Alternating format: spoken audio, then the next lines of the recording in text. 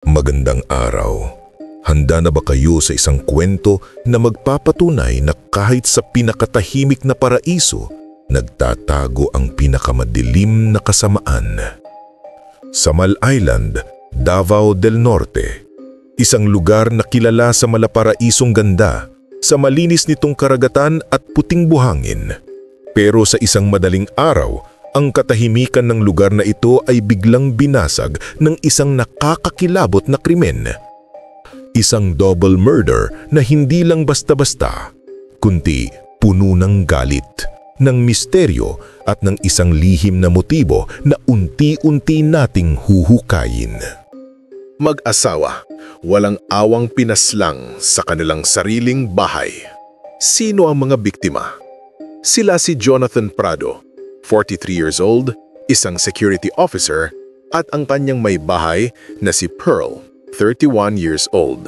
Dalawang buhay na biglang kinuha, tadtad ng saksak, sa loob mismo ng inuupahan nilang bahay sa barangay Villa Rica. At ang pinakamabigat sa lahat, hindi lang sila ang nasa bahay. May isang munting anghel na swerteng nakaligtas, ang kanilang 2 taon gulang na anak. Isang sanggol ang naging saksi, hindi man niya maintindihan, sa brutal na pagpaslang sa sarili niyang mga magulang. Nakakapanindig balahibo. Pero sino ang salarin? At bakit niya nagawa ang ganitong kalupitan? Panoorin niyo ang buong istorya dahil ang suspect hindi lang pala isang simpleng kriminal. Siya ay miyembro rin ng Citizen Armed Force Geographical Unit o CAFGU. At higit pa riyan, allegedly, siya pala ay isang sekretong admirer ni Mrs. Tunay na kalunos-lunos. Handa na ba kayo? Samahan niyo kaming alamin ang buong detalye, ang mga tanong na bumabagabag sa atin at ang hustisyang ipinaglalaban ng pamilya. Ito ang kwento ng double murder sa Samal Island. Kilalanin muna natin sina Jonathan at Pearl. Si Jonathan, sa edad na 43, ay isang dedikadong security officer. Buhay niya nakalaan sa pagbabantay at pagprotekta. Pero nakakalungkot isipin, ang propesyon niyang ito ay hindi niya nagamit para protektahan ang sarili at ang kanyang pamilya sa loob ng kanilang tahanan. Si Pearl naman, 31 anyos, ang ilaw at lakas ng kanilang tahanan. Ayon sa mga nakakakilala, simpleng pamilya lang sila. Nagtatrabaho ng marangal at tahimik na namumuhay sa Samal Island. Mayroon silang isang anak, 2 taong gulang pa lamang. Ang kanilang bahay ay maliit na inuupahan sa barangay Villa Rica, isang lugar na akala mo ay ligtas sa kasamaan. Pero lagi nating tatandaan, walang permanenteng ligtas na lugar laban sa itim na intensyon ng tao. Napakabigat isipin, ano? Si Jonathan, araw-araw niyang sinusuong ang panganib sa trabaho niya, pero ang makauwi sa pamilya ng ligtas, ang dasal niya araw-araw. Sino ba naman ang mag-aakala na ang mismong tahanan niya ang magiging hantungan niya? Ayon sa ulat, nalaman ng krimen nang bumisita ang mga katrabaho ni Jonathan. Bakit? Dahil lumiban siya ng walang pasabi. Para sa isang security officer, red flag na agad ito. Kaya nagtungo ang kanyang mga kasamahan sa bahay. Pagdating nila, dugo. Nagkalat ang dugo sa buong bahay. At doon nila nakita ang nakakagimbal na eksena. Sina Jonathan at Pearl, parehong walang buhay. Tadtad ng taga at saksak. Ang isang tahimik na tahanan naging isang bloodbath. Ganon na lang ba kadali kalimutan ng tao ang konsensya? Ganon na lang ba kadaling sirain ang pamilya ng iba? Balikan natin ang madaling araw ng October 17, 2025. Eksaktong 1:00 ng madaling araw, naganap ang hindi inaasahan na karahasan. Ayon kay Police Lieutenant Colonel Hamlet Lerios, hepe ng Samal PNP, mabilis umikot ang investigasyon at dito lumabas ang pinakamahalagang ebidensya, ang CCTV footage. Mga kaibigan, ilang beses na nating sinabi, ang CCTV ang matarang katarungan sa dilim. Nakuna ng CCTV ang pagpasok ng suspek sa bahay ng mga biktima at dito natukoy kung sino ang salarin. Ang salarin, 36 taong gulang, nakilala sa alias na NN. Pero hindi lang iyan. Si NN ay miyembro rin ng Local Security Task Force o CAFGU. Kapwa nagtatrabaho sa sektor ng seguridad. Teka muna. Magkasama sa likod ng sandatahan pero tinatraidor ang kasamahan? Mga kaibigan, hindi ba nakakataka? Kung ikaw ay tagapagpatupad ng batas, dapat ikaw ang unang magbibigay proteksyon. Pero si NN, siya pa ang naging banta. Ayon sa ulat, nakita daw ng suspek na bukas ang pintuan ng bahay. Dahil sa impluensya ng alak, pumasok siya at doon naganap ang krimen. Pero sapat na ba ang bukas na pinto para maging rason ng pagpaslang? Bakit double murder? Bakit kailangan patayin ng mag-asawa?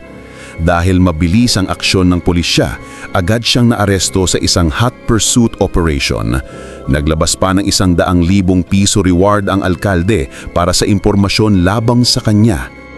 At sa pag-amin ng suspek, ito lang ang kanyang depensa. Lasing po ako. Hindi ko na maalala ang ibang detalye. Nako, lasing lang ako. Isa sa pinakamahinang depensa sa mundo ng krimen. Dahil ba sa alak nabura na ang responsibilidad mo sa pagpatay ng 2 tao? Hindi kailanman magiging lisensya ang pagkalasing para pumatay. At sa kaso ni NN, malinaw, may mas malalim pa na dahilan. Dito tayo dadalhin sa pinakamadilim na bahagi ng kaso. Akala natin simpleng kalasingan o away lang, pero hindi. Ayon sa investigasyon, may iba pang motibo. Ang suspek na si NN, allegedly, ay may gusto kay Pearl, ang babaeng biktima. Isang secret admirer. Teka, kung admirer ka, bakit mo papatayin ang taong hinahangaan mo? Kung hindi ka tinanggap, bakit kailangang isama ang asawa niya sa kamatayan? Ang teorya ng mga pulis, Posibleng nagtangkang gumawa ng kalaswaan. Si NN kay Pearl.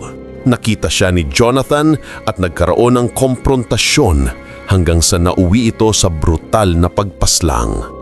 Nakakagalit! Kung totoo ito, hindi ito simpleng double murder.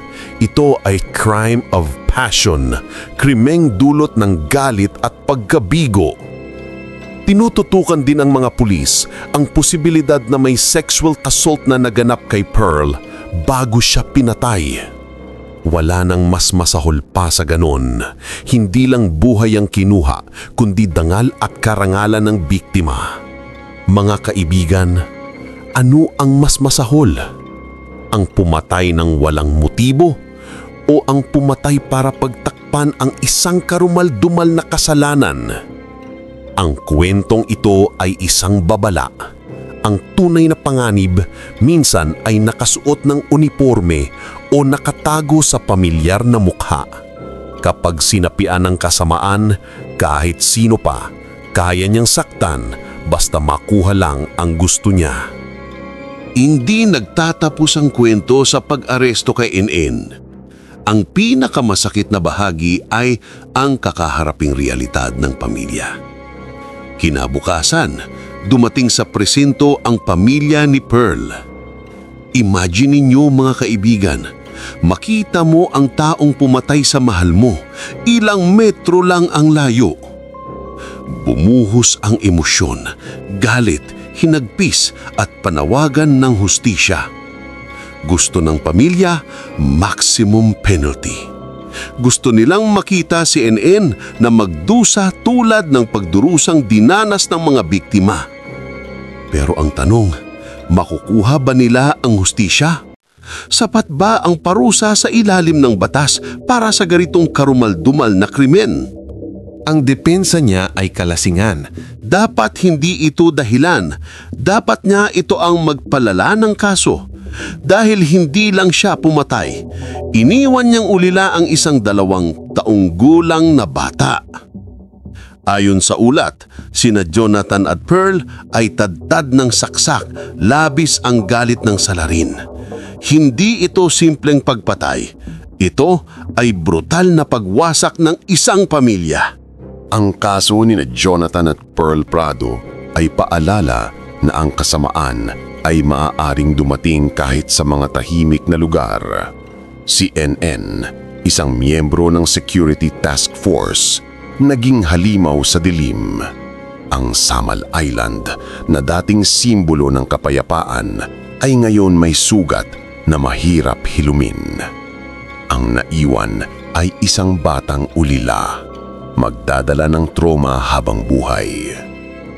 Ang panawagan ng lahat ay isa, hustisya. Hindi pwedeng maging rason ang kalasingan, hindi pwedeng maging katanggap-tanggap ang obsesyon. Ang taning sagot sa krimeng ito, hustisya para kina Jonathan at Pearl. At sana magsilbing aral ito sa lahat. Walang krimen na matatago habang buhay. Hindi ka makakatakas sa CCTV at hindi ka makakatakas sa batas ng tao at lalo na sa batas ng Diyos. Kayo, mga kaibigan, ano ang inyong opinyon sa kasong ito? Ano ang nararapat na parusa kay NN? I-comment nyo sa ibaba, i-like, i-share at mag-subscribe para sa mas marami pang nakakakilabot na kwento. Maraming salamat sa panonood. Mag-ingat kayo palagi at hanggang sa muli.